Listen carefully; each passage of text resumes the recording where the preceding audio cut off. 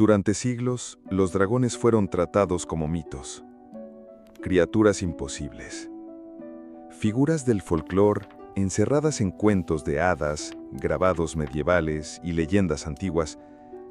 Pero, ¿y si no lo fueran? ¿Qué pasa cuando la ciencia comienza a acercarse peligrosamente al mito? Cuando los fósiles, los manuscritos y los relatos históricos empiezan a hablar de lo mismo, aunque separados por siglos y océanos. En templos budistas del siglo III, en cuevas escandinavas del siglo IX y en manuscritos árabes del siglo X, hay descripciones de criaturas aladas, con escamas, dientes afilados y miradas ardientes. No como símbolos, sino como hechos. Los cronistas chinos hablaban de bestias celestiales que surcaban los cielos y provocaban tormentas. Los vikingos temían a los lindworms, serpientes gigantes con alas atroces que habitaban montañas remotas. Y en los registros del califato abasí se documentan encuentros con serpientes del cielo en rutas comerciales de Asia Central. Todos hablan de lo mismo. Pero lo más inquietante es esto: ninguno se conocía entre sí. ¿Coincidencia o memoria? En el siglo XX, los paleontólogos desenterraron en Texas, Mongolia y el Sahara cráneos de criaturas prehistóricas que encajan con esas descripciones. Los llamaron pterosaurios, reptiles voladores que existieron durante más de 100 millones de años. Algunos eran pequeños, pero otros, como el Quetzalcóatl northropi, podían medir más de 12 metros de envergadura. Sus cráneos alargados, sus picos dentados y la estructura ósea de sus alas son asombrosamente similares a las ilustraciones más antiguas de dragones. Pero no solo eso.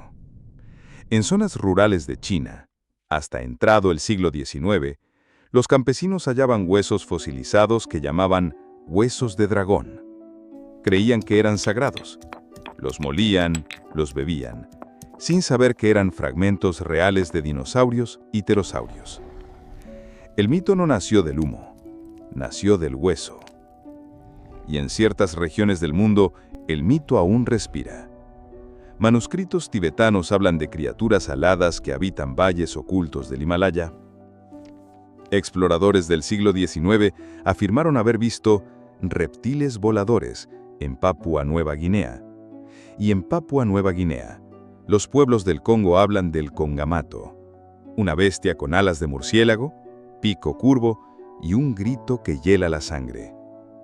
La ciencia los llama mitos locales, pero ellos juran que existen y los han visto con sus propios ojos.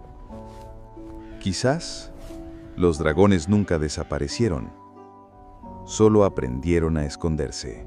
En el mundo moderno, hablar de dragones suele provocar sonrisas, pero hay testimonios que los científicos no han logrado explicar y documentos que algunos desearían que nunca se hubieran encontrado. En 1932, en la provincia de Zhejiang, China, una serie de aldeanos aseguró haber visto una criatura gigante con alas de cuero volando entre la niebla. Dijeron que no tenía plumas, ni parecía un ave. Tenía un cuello largo, un chillido metálico, y desapareció entre los bosques de bambú. Las autoridades declararon que se trató de una grulla gigante mal identificada, pero nadie en el pueblo lo creyó. Ese mismo año, en Papúa Nueva Guinea, exploradores británicos escucharon por primera vez el nombre de una criatura ancestral, Ropen, descrito como un ser nocturno, con alas membranosas, sin plumas y una cola alargada. Algunos testigos afirmaron que emitía una luz tenue al volar. Bioluminiscencia, un truco óptico, ¿una leyenda? ¿O una criatura real? Criptozoólogos han compilado decenas de testimonios de aldeanos que, sin conexión entre sí, describen lo mismo. La ciencia ortodoxa rechaza estas ideas. Asegura que ningún reptil volador pudo haber sobrevivido millones de años sin dejar rastro fósil reciente. Pero entonces, ¿cómo explicar los fósiles mal clasificados durante siglos? En 1676, un profesor inglés llamado Robert Plot describió el fémur de una criatura desconocida y lo identificó como un dragón. Hoy sabemos que era el hueso de un megalosaurio, un dinosaurio carnívoro. No fue el único. Hasta bien entrado el siglo XIX, muchos huesos de dinosaurios eran clasificados como restos de dragones o monstruos del diluvio. La ciencia estaba en pañales, y el mito era su única referencia. Y luego están los manuscritos prohibidos. El Codex Gigas, también conocido como la Biblia del Diablo, contiene ilustraciones de bestias aladas en los márgenes de textos bíblicos. Los Shanhai Jing chinos, libros geográficos de hace más de 2000 años, describen dragones que vivían en montañas específicas, con hábitos, dietas y rituales. No son simples adornos, parecen registros zoológicos. Incluso en América, el Popol Vuh de los mayas habla de criaturas celestiales, serpenteantes, portadoras de conocimiento y fuego. ¿Eran estas entidades reales, seres biológicos, o una mezcla entre lo que se vio y lo que no se pudo explicar? Algunos teóricos modernos proponen que lo que llamamos dragón pudo haber sido un compendio de varios encuentros reales: pterosaurios fosilizados, serpientes gigantes aún vivas, aves rapaces deformadas por la imaginación, y quizás algo más. Algo que aún no ha sido descubierto, o algo que fue y ya no es. Pero la pregunta persiste: ¿por qué el mismo arquetipo aparece una y otra vez en cada rincón del planeta? ¿El fuego? ¿Las alas? ¿Los colmillos? ¿La mirada hipnótica? ¿Coincidencia cultural o el eco de algo que existió? En las profundidades de la historia humana, algunas figuras regresan una y otra vez. No importa la cultura, la lengua o el continente. El dragón siempre está ahí. Para la ciencia moderna, esto representa un fenómeno psicológico, un arquetipo común, nacido del miedo instintivo a serpientes, fuego y predadores alados, una coincidencia de evolución cultural.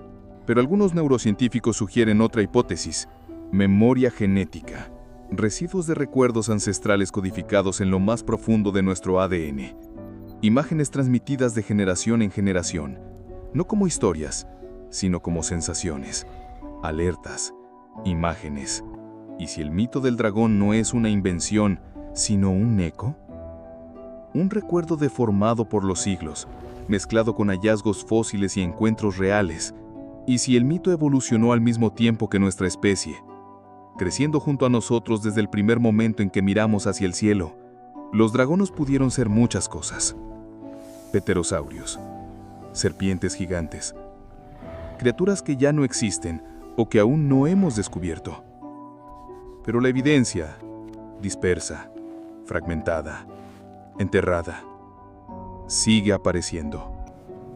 Y cada fósil, cada testimonio, cada manuscrito rescatado, sacude la frontera entre lo real y lo imposible. Hoy la ciencia se burla de los dragones, pero la historia no los ha olvidado.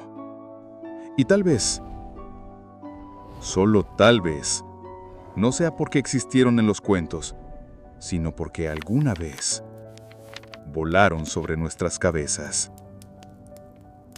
La línea entre mito y ciencia es más delgada de lo que crees.